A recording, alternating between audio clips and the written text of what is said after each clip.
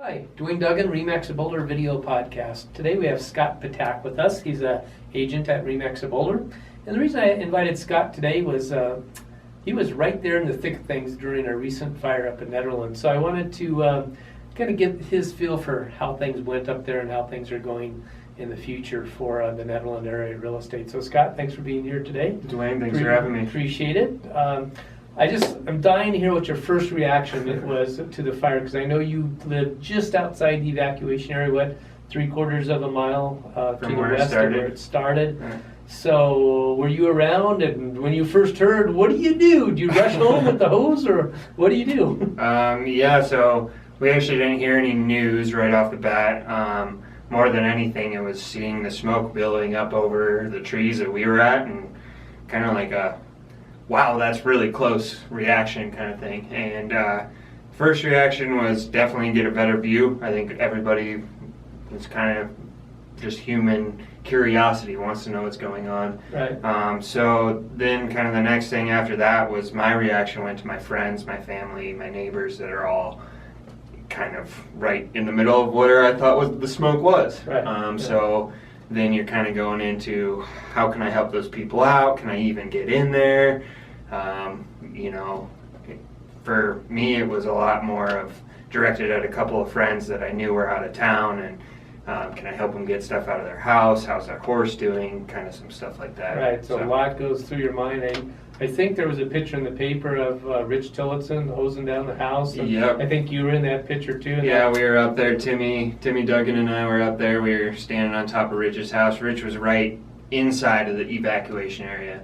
So we were standing on top of his house, watering it down, and kind of looking up at the slurry bombers and the fire raging and wondering if it was coming down the hill. So we're standing there pretty close, wondering what was going to go on, but trying to protect as much as we could. So as a community, it seems like in the news that the town of Nederland really pulled together, helping each other out, like at the evacuation center and all that. But anything that you witnessed firsthand as far as? Yeah, I just said the town did a really good job. I mean, the support for the firefighters was incredible. It would be a parade through town every evening. Right. Coming home.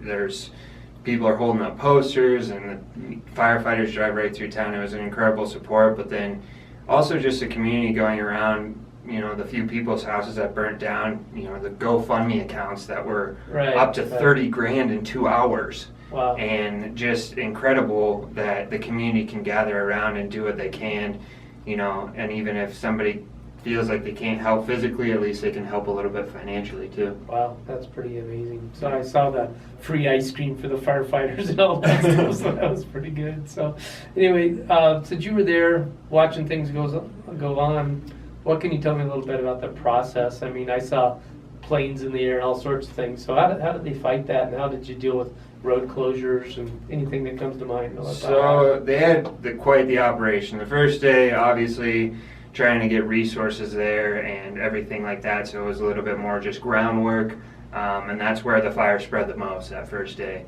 After that, then we actually had a really good view.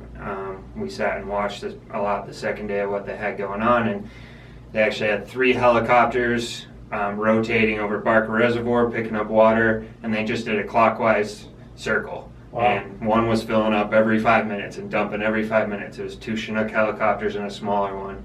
And then they had 2 or 3 slurry bombers that were circling in the air. When the helicopters got clear, they'd swoop in and lay a line of slurry or fire retardant. Wow. Then that one would go away and fill up down at Jeffco Airport, and the other one would be circling, and then that one would lay when the other one got back. So it was quite the operation from the air standpoint, and even from the ground crew standpoint. You could see a lot of those guys, radioing, trying to understand where to control the fire at, controlling the ground crews. You had people managing the fire from up on Sugarloaf Road, where they could kind of see where it was spreading and where it was going, and quite the operation. That's so as a resident, it's got to make you feel good that they're act together so well to protect all the homes. I mean, they only have 8 homes. I mean, I shouldn't say only, but no, really though, only have 8 homes of where that fire went through. They did a great job of directing that fire. Right. If they weren't there to direct that fire with that fire retardant, we would have lost 40 or 50 homes. Right. It was really, really impressive, and to have it from our perspective, what looked like pretty much under control within 3 days was pretty spectacular. Pretty huge. So, Yeah. so Scott, you're a real estate agent here at RE/MAX Boulder. Well, what now? Let's say that you have a house that was up in the burn area. What's a homeowner do now up in that area? So up in that area, it's actually not too bad. There's a lot of little peaks and valleys in there, and so it's actually kind of hard to see a lot of the burn area from certain houses if you're just over a ridge or whatnot like that. But it's interesting. Timmy and I have done a little bit of research looking into certain statistics that have happened, say with the 4 Mile fire, and we've seen from historical data at least that you see about a 20% decline in house prices from before the fire to after the fire. But up there, we're not sure how it's going to affect it.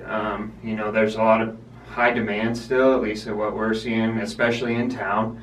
A little bit less on the more rural areas, but there was a house right in the evac area that was probably 200 yards from the fire, and it's already under contract Since the fire. Right. Under contract since the fire, and only at least our best guess is only about at 5% less than list price. So there's quite a bit of action still up there, and it'll be interesting to see how it's affected in the future. But the community is very much getting back to normal, and I think you're not going to see as heavy of a hit on this one. Right. And I think it makes people aware how important it is to involve their property with doing the proper fire mitigation. I would imagine everybody's pretty well aware of that and why it's so important. Yeah.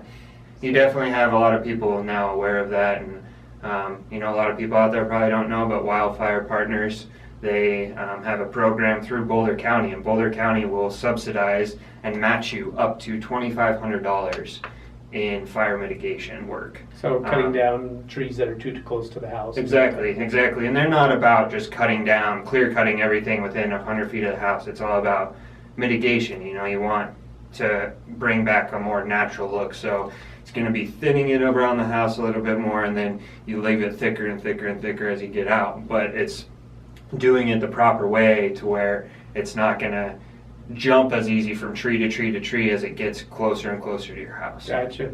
And I know you actually knew some of the people who lost their homes personally. Any stories you've heard about how the claims process is going? The claims process for them actually is going really well. I was right there with them, and they've been staying at my place and stuff, but their insurance agent got a hold of them. They didn't even start the process. They filed a claim for them. They had a field agent come all the way from Texas and has been spending the past 3 days with them in order to assess the damage, in order to go through what they need to go through. They have a big itemized list and et cetera that they have to do with that, but actually the claims process for them is going really, really smooth. And I know one of the worries about buyers of mountain homes now are worried about being able to get insurance, fire insurance for their home as they complete a purchase in the next few months after a fire. But to this point, have we seen a problem with that at all? Or?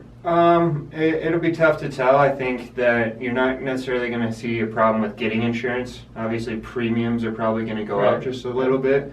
But, if you incorporate some of these aspects like Wildfire Partners, they work with the insurance agencies in order to help approve that and get insurance. So, you do the proper things, and I don't think you're really ever going to have an issue. I think you are going to see a little bit of premium increase, but, that's... Right. That is what it is. Right. But it's still available. It's still if available. You live in the woods. You might want it. You might want it. So. Yeah. Right, Scott, anything else you can think of that comes to mind? I mean, it's a heck of an experience for the town of Nederland, for everybody that lives up there to see all the support that comes together through a natural disaster. Or actually, this was human caused, but whenever a disaster strikes, it is amazing watching how the people pull together to... I mean, I think the biggest thing is just saying thank you to those firefighters, Without them, it could have been a lot worse, and without everything that they brought in, it could have been a lot worse. They did a very good job of minimizing the damage. Did you hear a number or hear a total number of firefighters that were actually on the fire? I did not hear a total number, but I wouldn't doubt if it was up towards 1,000. Really? It was. And the majority are from outside of Nederland. obviously. Yeah, it was all from around the mountain areas. We saw trucks from Utah, Wyoming, Arizona, New Mexico. Really? Yeah, very much the surrounding states that just came down here, took care of it, and got it done. And they're already on the road to the next one. Yep. So. Right, Scott, thanks for being here today. Appreciate it. Thank you very much, Dwayne. Dwayne Duggan, Remax Boulder Video Podcast, signing off.